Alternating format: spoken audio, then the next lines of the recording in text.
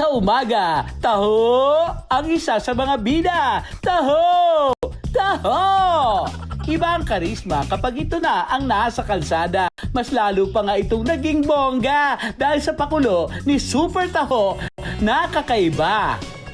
Dito sa Cebu City, nakilala namin ang taho vendor na may kakaibang diskarte. Ibahin niyo raw ang kanyang atake. Way niya raw ito para isalba ang mga Tom Goods sa kalye. Tulong! Spider-Man! Tulong! Ano nangyayari sa'yo? Nagugutom ako. Huwag kang mag-alala. Sagot ko yung gutom mo. Maraming salamat. Ito na. Maraming salamat, Spider-Man. Busog ako. You're my hero. Sinusuot niya ay iba't ibang costume lang naman. Mayroong Iron Man at Spider-Man.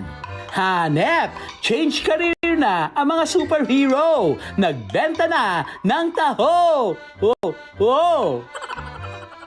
10 taon nang nagbebenta si Kuya Jojo. Pero taong 2023, lumakas ang kita ng taho. Uy, na-change career na pala si Kwan, Spider-Man. The best ang tao ni Spider-Man. Okay kayo. Lami.